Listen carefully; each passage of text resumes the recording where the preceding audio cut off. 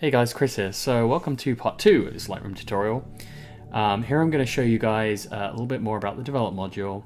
In the first part we looked at the basic interface of the tool, how to import a photograph, how to develop a picture quickly, and how to export it.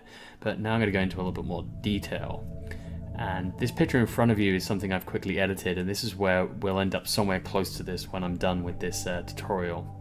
So if I click on the proofing down the bottom here, you'll see before on the left and after on the right. This is what the picture was taken with the camera, and this is how I did the edit at the end. So this is what we're going to learn how to do something like this from a basic raw file on the left. So I'm going to reset this photograph here back to its defaults.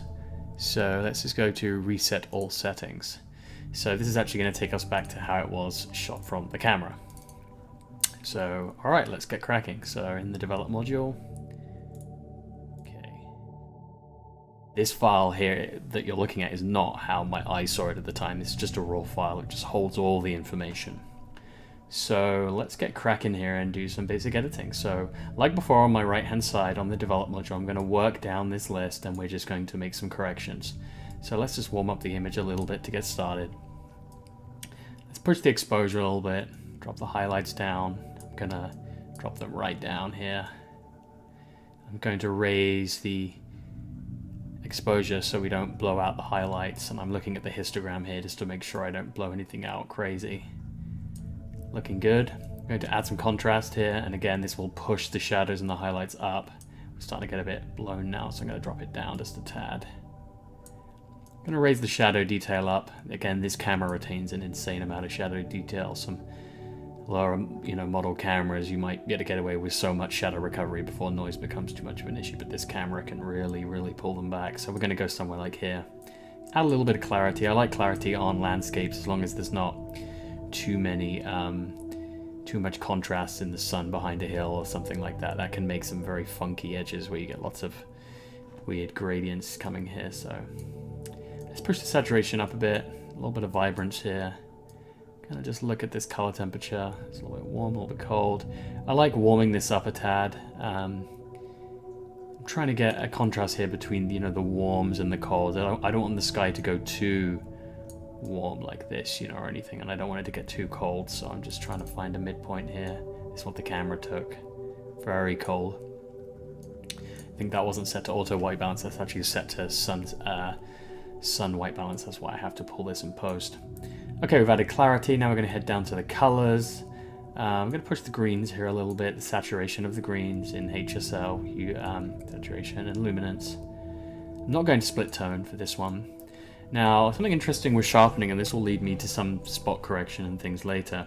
This lens is incredibly dirty when we took this picture.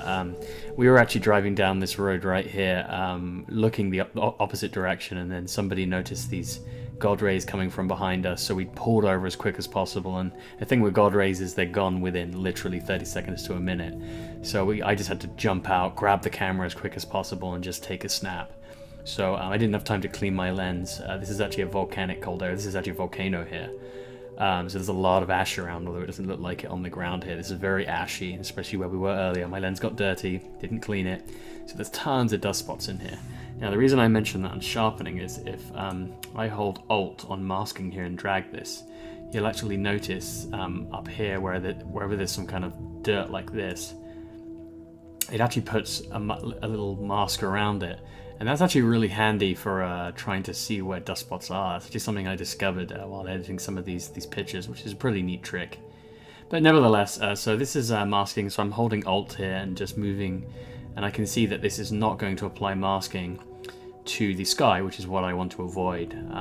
I'd like to add a bit of sharpness, but what I don't want is this. I don't want every single pixel in the image to be sharpened. So somewhere like this looks great on the mask, and then so now if I zoom in, you'll see there's absolutely no noise here, and if I remove the mask, you might even see it, depending on how noisy this image is. Not very noisy at all, but this mask is just a great insurance policy. But we'll notice here that this has added considerable amount of sharpening into the foreground here. Great. Okay, so let's just continue working down. We definitely don't need noise reduction. This is shot at ISO 100 on fantastic camera. Going to enable the profile correction here, so this knows what lens I'm using. This is a Sony 16 to 35. Remove chromatic aberration. I don't expect much chromatic aberration on a photo like this. It's very soft edges and the sun isn't against any hard edges or anything, so I'm going to turn it on anyway. It's fine. Don't need to adjust the transforms. That will, you know, play with the image perspective here, where you can kind of squish the vertical lines. Very useful if you're doing architecture and things, but in landscapes not so critical. Gonna put a little vignette on, and that's actually the end of the develop module, but I'm going to quickly adjust the crop just a little bit here just to see where we're at. There really is, it's not very easy to judge where the flat horizon would be in a photo like this, so it's going to look just fine. Okay, great. So now I'm going to make some more tweaks on the adjustments here. Just going to pull that back a little bit. Raise my shadows just a little bit more. Great. Okay, so now I'm going to do some spot correction, which is the dust spots that you saw, and this is not on the sensor, this is just on the lens, but I mean, ideally you want to clean that, but as I said earlier, we just had no time in this case. So what I'm going to do in here is I'm just going to quickly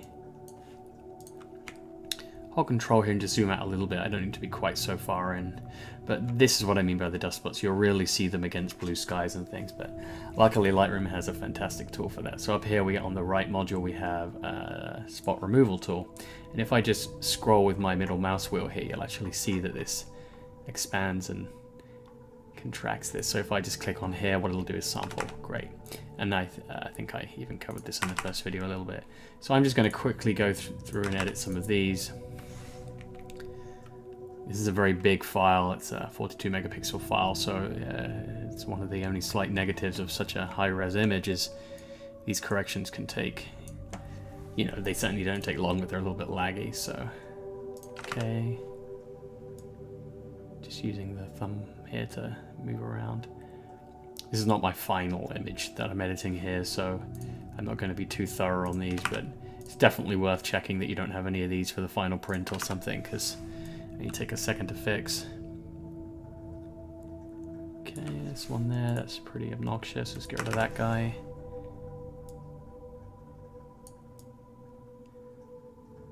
Yeah, one more, and we're almost done actually on this part of the image. And after this, I'm actually going to start adding some gradient masks. They really are, in my opinion, the thing that can really turn your image into a fantastic image. And what's interesting is, you know, if we had time to set up a tripod and everything for this shot, I probably would have used a gradient because the sky is a lot brighter than the foreground. But luckily, the dynamic range these days is so fantastic, you can get away with it if you have to without. So there was no time for HDR or anything in this situation. This wasn't actually the most spectacular time of the God rays. The God rays actually were dissipating at this point. I had my little RX100 Mark IV camera out when we were driving around. That's the one that I keep with me just for like all the time. And this camera was in the bag, but I thought it was so awesome I had to grab it, and I just caught the end of the shot there. So great. Okay, so we've done some basic correction. Now we're going to do some gradient masks, and this is where the image can really come alive, I feel. So what I'm noticing here is the sky could use some contrast. When you have big moody clouds like this, especially backlit with the sun behind, these puffy clouds can get a bit washed out with this very bright thing here. So up on the top right next to our spot tool we've been using, there's a gradient. Now the way these work is if I just hold shift and drag, it'll create a gradient. And what this means is this is the beginning of the gradient, this is the end of the gradient, this is the middle of the gradient. So I could make it right now, for example, if I just exaggerate this for tutorial purposes, you can see I can make the sky incredibly dark, or bright or incredibly dark. And what's often better with skies to make them darker and moodier towards the top, but I don't quite want to drag this down into these kind of volcanic hills over here. So I'm just going to put it somewhere like this. So again, it's starting from here and it's ending here, and in the middle it's the medium strength. You can rotate like this, which I might just do. This can help make it look a little bit more natural, like you're cutting across the image rather than being flat lines. Flat lines can be a bit more predictable for the eye, I suppose. Not that anybody's really going to know what's going on. Okay, so for this I'm going to drop the exposure. I'm going to see if I can recover even more highlights, which it looks like I can just a little bit. That's looking good, a little bit moodier. I like that. Don't want to, I'm going to push the clarity up just a tad on this as well, because clarity on clouds can really, really help, and push the contrast just a bit. Great. So now we've got a lot more moody cloud. This is really cool. Now I'm going to apply a color temperature gradient, which is super awesome. This I've only been doing for the last few months or so, but it's a very handy trick. So I found that playing with the color temperature just on a gradient can really, you know, you're not going to mess up too much of the image, and you can somewhat control where it happens. I like that. That's added a bit more push to the sky there. It's still blue, still looking good. Very cool. So I'm going to enter on that one. So now I have two. I'm going to add probably one more here. I like to brighten up the foreground just a little bit. That's looking... Oh, you can double click on the rotation, I believe. Nope, shouldn't reset it. But anyway, there we are. So I brightened up the foreground a little bit, makes it a little bit more interesting.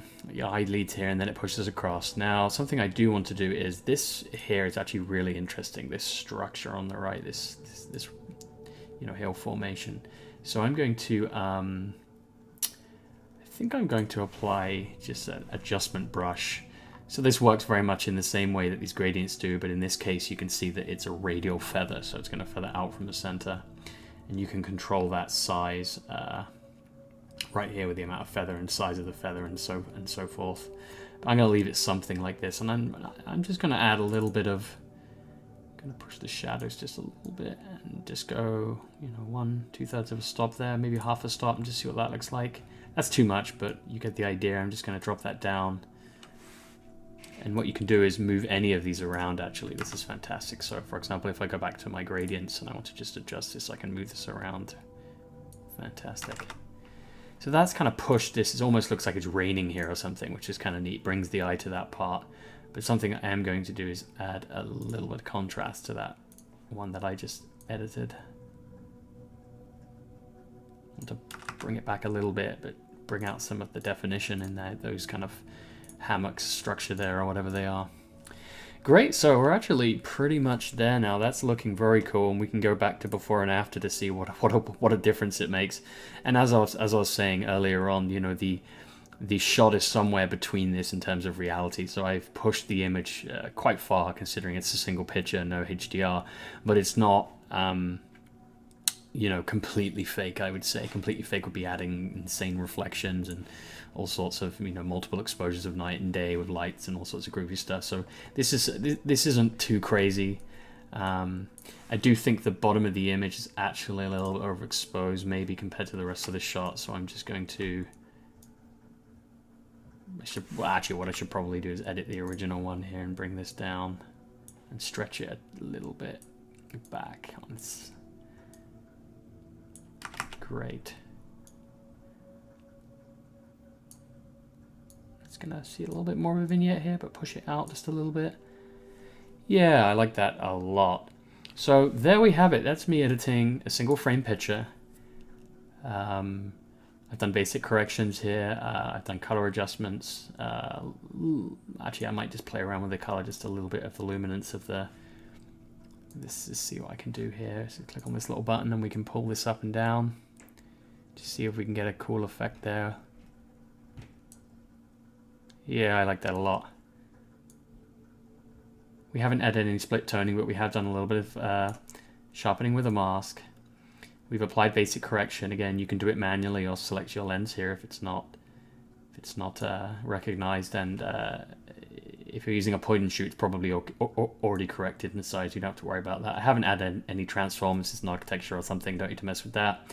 And I've added a vignette. I've done some correction for spots, which is really important. Applied some gradients.